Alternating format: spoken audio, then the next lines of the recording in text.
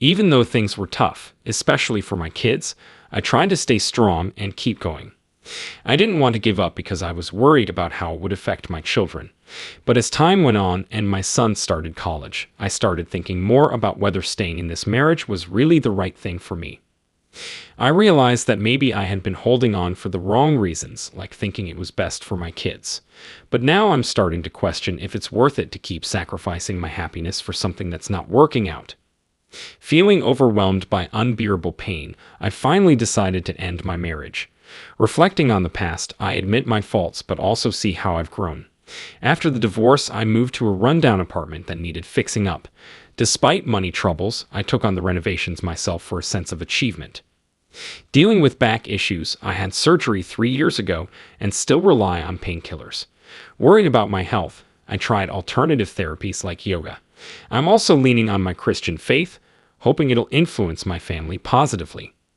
Putting God first, I pray for my family's safety. Even though I trust in God's strength, my marriage failed. I hoped for support during tough times but didn't get it. Staying in a friend's place, I worked late every day on the demanding renovations.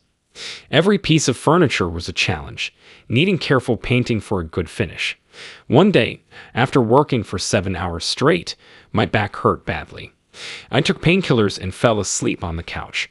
When I woke up, I struggled to breathe. Trying to get up, I couldn't move. Ignoring the strange smell, I shouted for help, but no one came.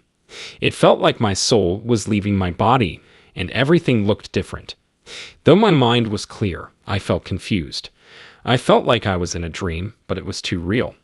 I was terrified when strange creatures appeared in the darkness. Feeling pulled into darkness, I suddenly saw light, and the fear faded. I found myself in a bright, peaceful place, far from the dark room. Ahead was a grand building with a golden ball on top. A man in white approached, holding a mysterious book. He welcomed me and explained I was in heaven. I asked about my purpose, and he said I'd understand later. When I asked if I could stay, he said it was my choice. He respected whatever decision I made. I inquired, "What should I decide?" He responded, "Listen to your inner voice. Are you ready to part with your family?" My family, when I think of it, all I see is my son. Just the thought of him fills me with worry. I can't fathom his life without me. His dad isn't capable of looking after him. He struggles to take care of himself. I didn't want my boy living with him. I had to return. As I reopened my eyes, I found myself back on the couch, surrounded by a strong odor. Trying to rise, I faltered and sank back down, feeling too feeble even for simple tasks. Summoning all my strength, I stood and headed for my room's door. I yanked it open and stepped into the stairwell. Suddenly, darkness clouded my vision, and I collapsed. My body felt beyond my control, devoid of strength. I knew I needed aid. I shut my eyes, silently pleading for divine intervention. Upon regaining consciousness, I was in a hospital bed. The doctor informed me of my hours-long unconsciousness, thanks to a neighbor who discovered me. Had I arrived later, the outcome could have been dire. Grateful for my neighbor's assistance, I later sensed my prayers had been answered. Our aging apartment complex housed few residents. That morning, my neighbor, en route to work, realized he'd forgotten his wallet and returned home to fetch it. Just as he reached his door, he heard me collapse in the stairwell. He dialed emergency services and stayed until the ambulance arrived. I'm indebted to my neighbor and grateful to God for sparing my life. I kept the incident from my son to shield him from worry and prevent disruption to his schooling. Despite the challenges of single motherhood, I always sensed divine presence. Many years have passed, and now my son is a father of 2. Witnessing him become a father filled me with pride. I've learned to cherish life and those around me, to trust in myself and God during tough times. Despite hardships, I'm content and grateful. Every decision, even if not ideal, has contributed to my growth. I relish moments with my family. The miraculous event is true. God saved me. Though not every prayer is answered, I trust God's wisdom. Back in 2011, my life took a wild turn. It was like a crazy adventure, you know. Picture this, September 3rd, 2011, a reunion after college. Me and my boyfriend were all excited about the future. We were at this restaurant, filled with stories and dreams, surrounded by classmates. It was like a buzz in the air, with memories all around. Little did I know, it was the start of something unexpected and almost life-threatening. The crescendo of the night unfolded with a shared desire to capture the enchantment we'd spun together. A group photo served as a freeze frame of camaraderie, an attempt to encapsulate the fleeting moments into an everlasting embrace of nostalgia. Yet, as midnight chimed in, the grand final approached.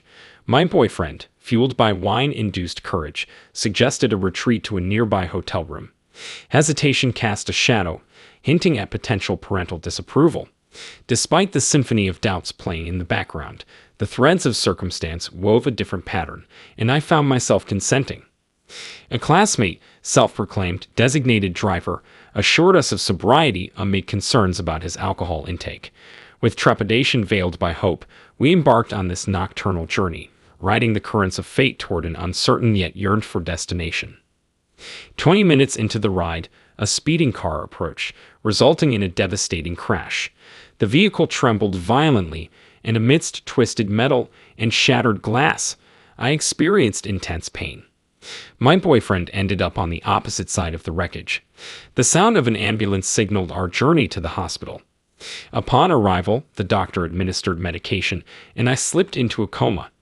In this surreal state, I became an invisible observer, traversing through walls and finding my parents in the hospital hallway. My mother, red-eyed and held tightly by my father, sought strength and comfort. Wanting to convey a message, I tried to draw closer, sharing my condition and offering reassurance. Despite my presence, they couldn't seem to sense me. The urgency to return to my body became apparent. Back in the operating room, doctors worked diligently to revive me, and I noticed a rotating tunnel above the operating table. Intrigued but unafraid, I entered the pitch-black tunnel, guided by a magical force, accelerating with each step. A faint point of light emerged, radiating warm energy. As I approached, the brightness surpassed the sun, yet it didn't hurt my eyes. The light exuded indescribable love, making me one with it. Within this radiant center, my past unfolded, allowing me to review actions and their impact. I witnessed a regrettable incident where I selfishly declined to help a friend in need, leaving deep frustration and disappointment. The importance of empathy and caring for others became apparent. I saw both the pain I caused and the positive impacts I made. True friendship, I realized, is built on trust and empathy. The experience revealed the power of love to change lives and make the world better. As it concluded, tension lingered, anticipating judgment. Unexpectedly, my mind was flooded with disturbing images, leaving me scared and confused. Amidst the disconcerting visuals, a calming voice assured me that I'd soon find myself back on Earth. My appointed time hadn't arrived yet. It dawned on me that I lacked a say in the matter. I had to traverse that tunnel and return to Earth. Back in the hospital, I re-entered the confines of my own body. As I stirred from slumber, I discovered my parents standing vigil by my bedside. Later, my father disclosed that I stood as the lone survivor of the accident. To salvage my existence, surgeons had engaged in open-heart surgery, and my heart had momentarily ceased its beats during the operation. The hospital stay stretched across more than a grueling 2 months. Upon my return home, an urge enveloped me to chronicle my encounters. Every sight etched in my memory found its way onto paper, weaving my distinctive narrative. I sensed a duty to share this journey, to illuminate the minds of others. A particularly vivid image showcased the collapse of the global economy. In this vision, nations desperately churned out currency to combat financial hardships, triggering a worldwide devaluation of money.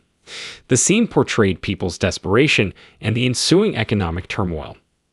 Moreover, the ascent of virtual currencies compounded the economic turmoil. Their growing popularity dealt severe blows to the conventional monetary structure, inducing chaos in the global financial hierarchy. The consequences included a stock market freefall, colossal wealth evaporation, economic recession, and societal unrest. Despite the convenience virtual currencies brought, they also emerged as potential threats to the economic fabric. Following that, I bore witness to a war instigated by the economic meltdown, cascading globally. Conflicts erupted both between and within nations, as the impoverished violently overthrew the elite. Worldwide riots erupted, shattering the fabric of societal order. Streets overflowed with irate masses, while individuals found themselves confined in cages, stripped of freedom and fundamental human rights. Simultaneously, a surge of refugees emerged from cities having been displaced and seeking avenues for survival. The images were poignant and burdensome. My earlier silence stemmed from a fear of being labeled as deranged, cognizant of potential biases in my depictions. I acknowledge the intricate and fluid nature of the future, rendering precise predictions implausible. Perspectives may vary, but my hope is for people to respect my experiences, even if they transcend